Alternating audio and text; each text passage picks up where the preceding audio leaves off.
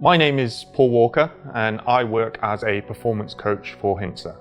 I'm sitting here today with Mansour Al Dhaheri. He serves in the Abu Dhabi government, but also recently became the first person to ever swim around the island of Abu Dhabi. So I had the honour of coaching Mansour on his latest achievement. It was a 62-kilometre swim around Abu Dhabi Island, together with a team of swimmers, which took 33 hours and 58 minutes. The team undertook a year-long intensive training, during which they swam nearly 900 kilometres. At Hinsa, we begin our coaching programs by encouraging our clients to delve into their core identity. So Mansour, in your own words, how would you define who you truly are? Well, thank you for the kind words, Paul. I'm an average person. I live in this beautiful city, Abu Dhabi. I'm part of a community. When COVID struck, I had problem keeping up with my physical strength and having a proper nutrition diet. I decided when I hit 40 is to turn everything around. And that's exactly what happened. I looked after myself. I've managed to take 20 kilograms off, and I've started to concentrate on jiu-jitsu as a main sport.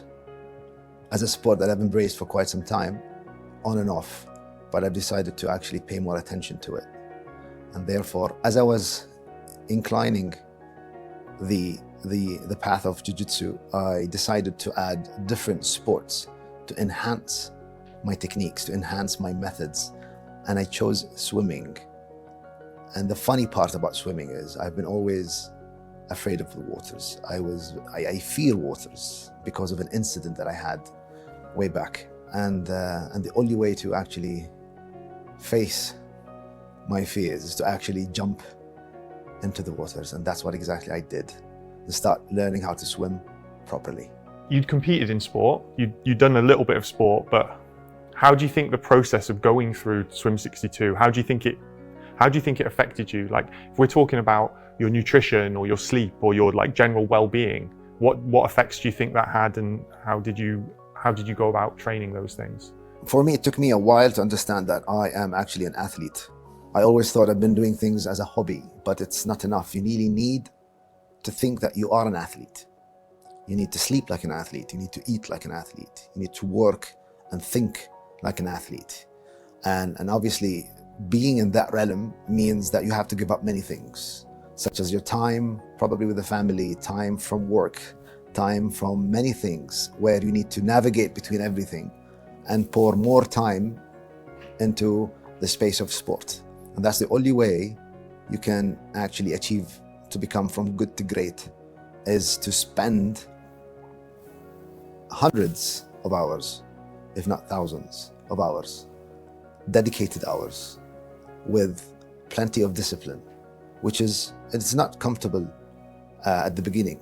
Even halfway, you really need to work toward and to make sure that it bites you every single day.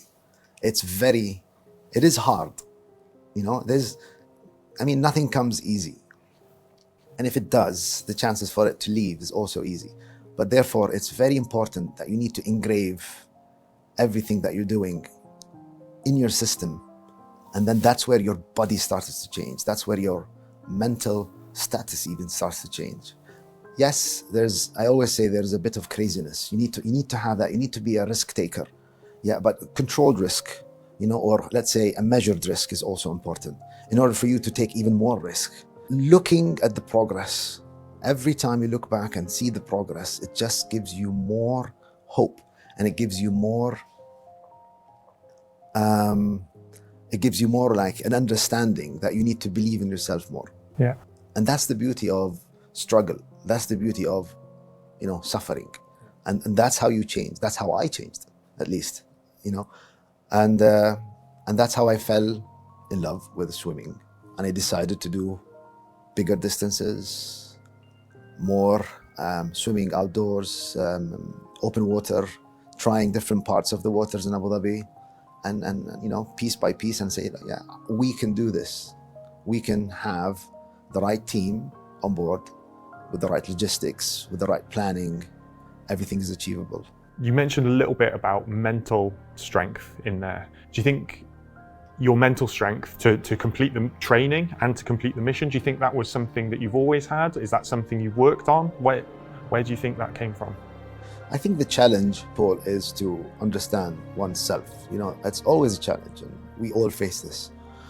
And I think, knowing myself slowly, which I'm still discovering day by day, is, there's a tendency of resiliency that I am seeking. Like, how far can I take myself? How much can I endure this?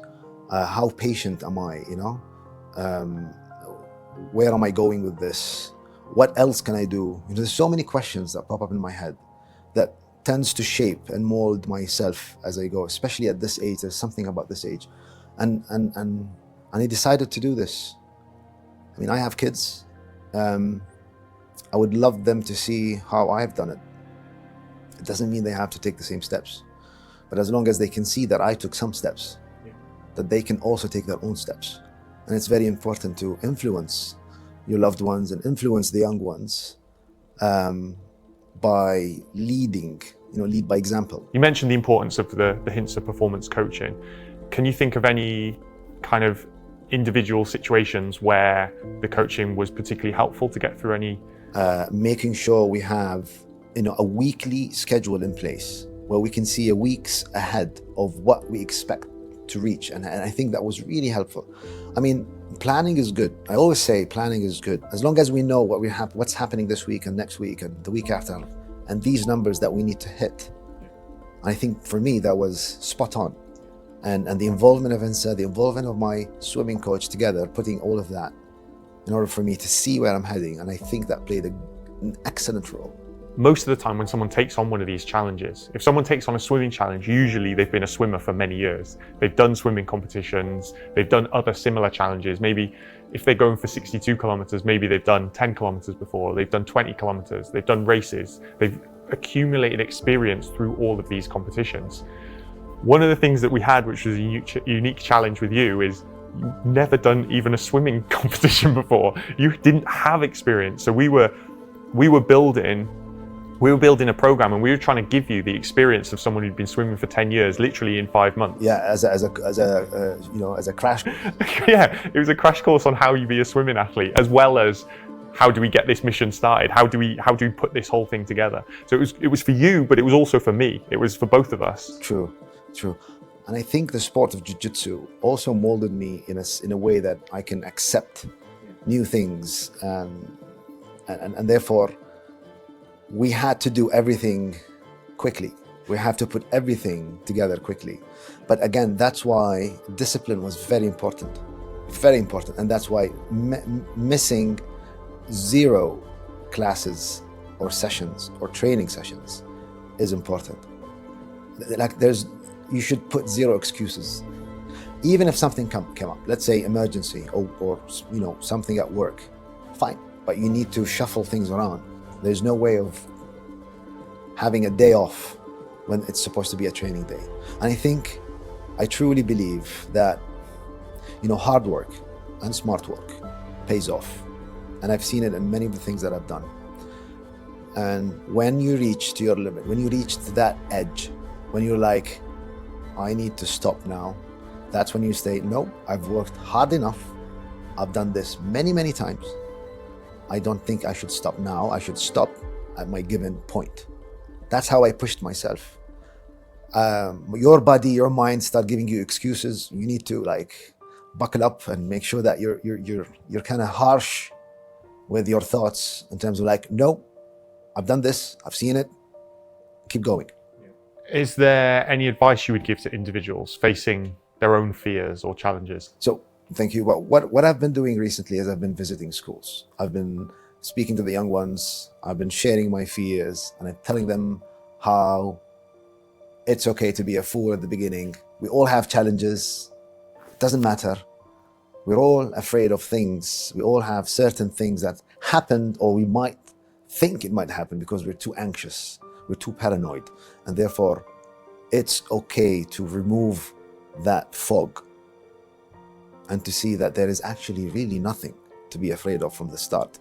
During the training of the swim, before even the arrival of HINSA, I actually managed to injure myself in 2 different places. I've got an injury in my shoulder, and I've actually had an operation on my ankle. And that's where actually most of my supporters and friends and colleagues, where I actually said, I don't think Mansour you're going to end up swimming anytime soon. And they doubted that. It's okay, and it's real. People, looking at things, they say, okay, there's a big chance that you won't be able to swim or finish the swim. But this is the thing: when you're in trouble, when you're facing, hard times, so you had an operation. It takes you 2 ways. It's either going to take you down, and you accept it, and you start slow and start whenever you want to, or you're actually look at it at the other side and say, no, I'm going to make sure that this operation is for my benefit, and I'm going to become stronger. And I've managed to do that because I was diligently following the physiotherapist schedule day and night, and I didn't miss a day. And it took me exactly 6 months, as the doctor said. And I stood up and I did a marathon right out of it, just to make sure that my ankle is actually fit. And it managed. And again, that's the thing. Hard work, smart work pays off. It just pays off. Don't give up. Yes, you will always find these obstacles. You will fall, you will get hurt, you will get injured. But as long as you know how to move around that and build yourself again, even if it takes you back to scratch, as long as you have an aim, you will follow that. And that's what happened with me. So looking ahead, do you have any specific plans or goals related to swimming or other personal challenges? Absolutely. We have just finished from a great mission, which was Row Abu Dhabi. It was a beautiful mission. We rowed from west of Emirates of Abu Dhabi, Ghaga Island, all the way to Yas Island, finishing over 400 kilometers in 10 days. In a nutshell, I think it just made me more even, grateful of who I've become and where I'm heading with myself. And I'm also grateful of all the support that I've been having and will end up having in the near future, because all of this goes back to what we have created as Active Abu Dhabi, is making sure that we can level up together as a community, where we can elevate their holistic health and further protect the environment.